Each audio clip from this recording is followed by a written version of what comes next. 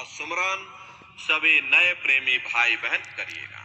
सुमरन करने के बाद में फिर आप ध्यान पर बैठिएगा। दूसरा है ध्यान, और ध्यान कहते हैं दृष्टि को एकाग्र करना, अपनी दिव्य दृष्टि को खोलना। कैसे आप लोग ध्यान करोगे, जरा अच्छी तरह से समझ लीजिए। अपने अपने घरों में पलथी मार करके आप लोग बैठिएगा। शरीर को टाइट मत करिएगा। बहुत से प्रेमी भाई बहन क्या करते हैं कि ध्यान के समय अपने शरीर को बिल्कुल टाइट कर देते। यदि आप अपने शरीर को टाइट कर दोगे तो शरीर आपका थक जाएगा, फिर शरीर ढीला पड़ जाएगा। इसलिए पहले से ही अपने शरीर को बिल्कुल ढीला छोड़ देना। जितना आराम से आप बैठोगे उतना आपके लिए अच्छा रहेगा। तो ढीले बदन से आराम से बैठ जाइएगा। आंखों को धीरे से बंद कर देना। इन आंखों पर कोई जोर मत देना। जैसे सोते समय धीरे से आंख को बंद करते हो, ऐसे ही धीरे से आंख को बंद कर लेना। दोनों आंखों के मध्य भाग में दूर सामने अंतर में देखिएगा तो सामने आपको अंधेरा दिखाई पड़ेगा। बस उसी अंधेरे में एक जगह पर अपनी दृष्टि को एकाग्र करिए। एक जगह अंधेरे में अपनी दृष्टि को रोकिएगा, या उस अंधेरे को ही आप देखते रहना। दृष्टि अपने आप एकाग्र हो जाएगी। होशियारी यही रहे ये आंखों की पुतलियां हिलने ना पाए। शुरुआती समय में ये आंखों की पुतलियां अंदर अंदर हिलेंगी, लेकिन जब आप अभ्यास करोगे, करत करत अभ्यास ते जड़मत होत सुजान, जब अभ्यास करते रहोगे तो ये आंखों की पुतलियां धीरे धीरे स्थिर हो जाएंगी, रुक जाएंगी। तो आप उस अंधेरे को देखते रहिएगा। उस समय किसी के बारे में सोचना नहीं, किसी के बारे में विचार मत करिएगा। विचार करने की आदत हमारे अंदर पहले से पड़ी हुई है। हम किसी भी व्यक्ति को देखते हैं तो देखने से पहले ही हम उसके बारे में विचार करने लग जाते हैं। ये जो विचार हैं यही ध्यान में बाधक होते हैं। इसलिए प्रेमी भाई बहनों, कोशिश ये करना कि मन में कोई विचार ना आने पाए, शून्य हो करके। अच्छा, जितनी गहराई से आप उस अंधेरे को देखोगे उतनी ही धीरे धीरे धीरे धीरे विचार भी आपके शून्य होते चले जाएंगे। अगर अंधेरे को देखना बंद कर दिया तो तरह तरह के विचार फिर आने लग जाएंगे। इसलिए कोशिश ये करना कि लगातार आप उस अंधेरे को गौर से देखते रहिएगा। देखते देखते देखते देखते आपकी दृष्टि अंधेरे में रुक जाएगी, और जैसे ही आपकी दृष्टि उस अंधेरे में एकाग्र होगी, आप अपने आप को भूल जाओगे कि आपका शरीर भी है। धीरे धीरे धीरे धीरे आप मूर्छित अवस्था में पहुंच जाओगे। उस अंधेरे में आप खो जाओगे।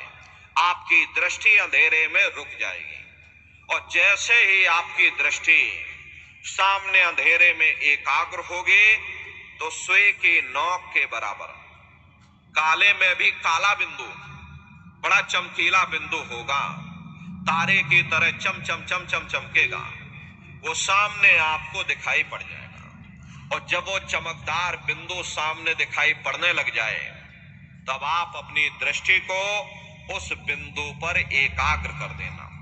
जब आप अपनी दृष्टि बिंदु पर एकाग्र कर दोगे तो बिंदु के चारों तरफ से बड़ा भारी प्रकाश निकलेगा, चक्र की तरह से, इंद्रधनुष के आकार का प्रकाश। जैसे दिवाली के समय बच्चे फिरंगी चलाते हैं, वो फिरंगी धीरे धीरे बड़ी होती चली जाती है। ऐसे ही प्रेमी भाई बहनों, जब आप उस बिंदु को देखोगे तो बिंदु के चारों तरफ से बड़ा भारी प्रकाश निकलेगा। तो साधक इतना मोहित हो जाता है कि बिंदु को तो छोड़ देता और दाएं बाएं प्रकाश को देखने में लग जाता। और जब आप दाएं बाएं प्रकाश को देखने में लग जाओगे, क्योंकि प्रकाश उस बिंदु से निकल रहा और आपने बिंदु को छोड़ दिया, प्रकाश को देखने में लग गए तो प्रकाश भी गायब हो जाएगा, वो बिंदु भी गायब हो जाएगा, फिर अंतर में अंधेरा छा जाएगा और फिर आपको उतनी मेहनत करनी पड़ेगी। इसलिए दाएं बाएं बिल्कुल मत देखिएगा, आपका निशाना उस बिंदु पर टिका रहे जिसमें से वो प्रकाश निकल रहा।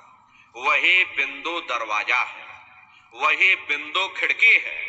जब एक टक हो करके आप उस बिंदु पर अपनी दृष्टि को जमाए रहोगे तो वो बिंदु फट जाएगा, वो दरवाजा खुल जाएगा, ये शिव नेत्र खुल जाएगा, ये दिव्य दृष्टि खुल जाएगी और आप दरवाजे के अंदर दाखिल हो जाओगे। एक बार प्रेमी भाई बहनों ये दिव्य दृष्टि खुल जाए, फिर क्या भूत, क्या भविष्य और क्या वर्तमान, प्रेमी भाई बहनों कोई भेद आपसे गुप्त नहीं रहेगा। लाखों वर्ष पहले क्या हुआ था, भविष्य में क्या होने वाला है, आप बैठ करके ध्यान में सब कुछ देख सकते हो। तो यह है ध्यान करने का तरीका। एक बार फिर से आप लोग समझिए कैसे आपको ध्यान करना है।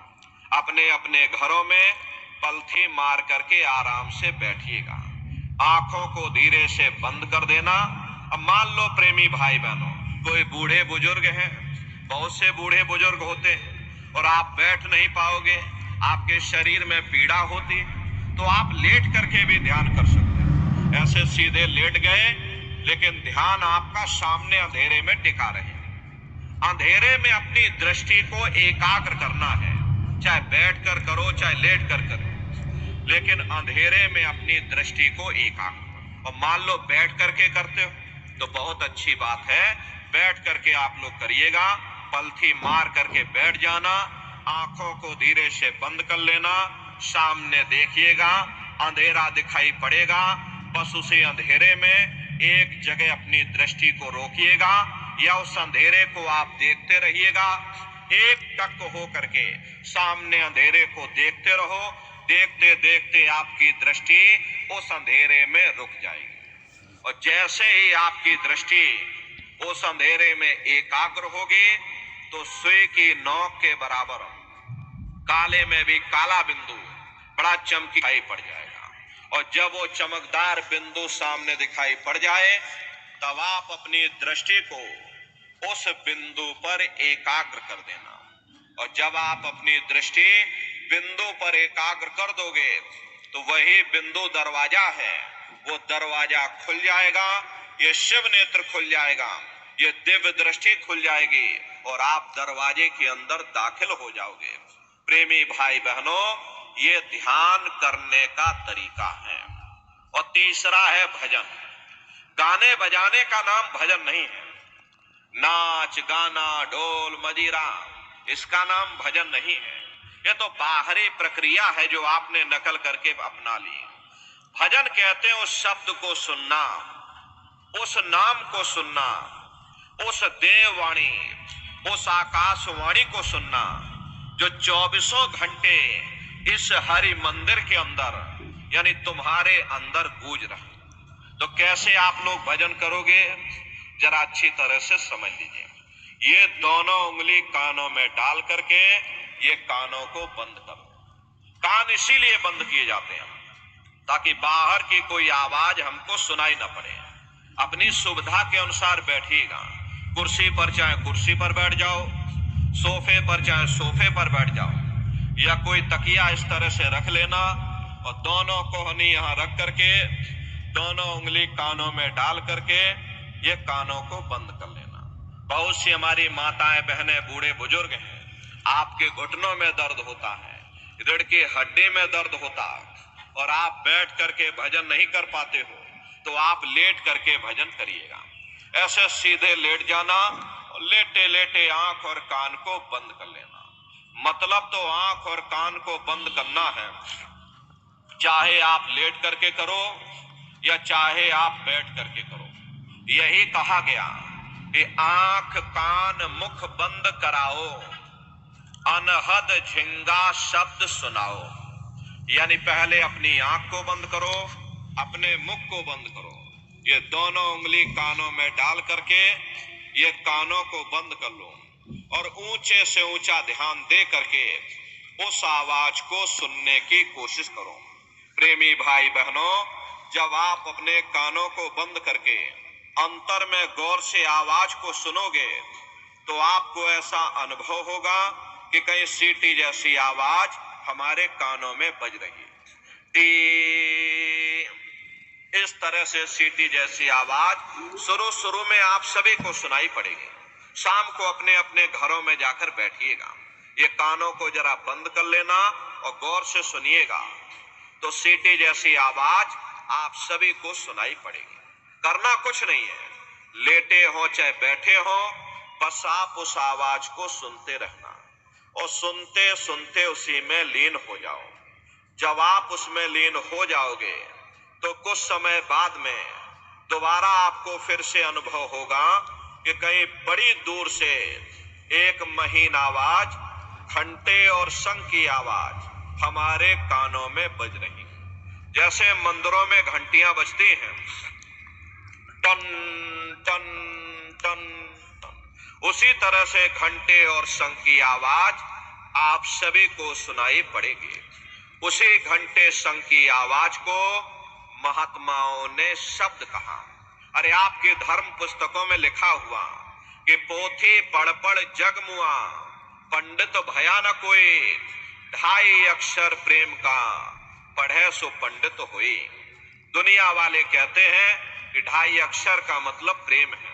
अरे प्रेम नहीं है, प्रेम में तो मात्रा लगी हुई। यहाँ पर जिस 2.5 अक्षर का वर्णन उन महात्माओं ने किया था वो है शब्द शा, आदा, बा और दाम। तो उसी शब्द को महात्माओं ने नाम भी कहा। अरे आपके धर्म ग्रंथों में लिखा कि कलयुग जोग न यज्ञ न ज्ञाना, एक आधार नाम गुण गाना। कलयुग में ना योग है, न यज्ञ है, न ये ज्ञान है, तो कलयुग में क्या है? कलयुग केवल नाम आधारा, सुमेर सुमेर नर उतर ही पारा। कलयुग में केवल नाम का आधार है, वो नाम तुम्हारे अंदर 24 घंटे गूंज रहा। तो उसी घंटे शंख की आवाज को महात्माओं ने शब्द या नाम कहा। उसी घंटे शंख की आवाज को मुसलमान फकीरों ने कलमा कहा। उसी घंटे शंख की आवाज को ईसा मसीह साहब ने वर्ड या लागश कहकर याद किया। उसी घंटे शंख की आवाज को गुरु नानक साहब ने अनहद वाणी कहकर याद किया। चीन में जो महात्मा हुए उन्होंने इसको ताओ कहकर याद किया और हिंदू महात्माओं ने इसे देववाणी, आकाशवाणी कहकर याद किया। उन अलग अलग महात्माओं ने अपनी अपनी भाषा में हम लोगों को समझाने की कोशिश की है कि भाई वो घंटे शंख की आवाज तुम्हारे सबके अंदर गूंज रही है, वो आपको सुनाई पड़ेगी। लेकिन शुरुआती समय में आपको ऐसा मालूम पड़ेगा कि कहीं बड़ी दूर पर घंटियां बज रही टन टन टन, लेकिन सुनाई हर एक को पड़ेगी। प्रेमी भाई बहनों, जब घंटे और शंख की आवाज आपको सुनाई पड़ने लग जाए तब आप सीटी की आवाज को छोड़ देना और घंटे शंख की आवाज को पकड़ लेना, उसको आप सुनने लग जाना। जब आप उसको सुनने लग जाओगे तो वो आवाज धीरे धीरे बढ़ना शुरू होगी और बढ़ते बढ़ते इस कदर बढ़ेगी कि आपके रोम रोम में घंटे और शंख की आवाज गूंजने लग जाएगी। बड़ी घनघोर आवाज होती है, बड़ी मधुर वो आवाज होती है।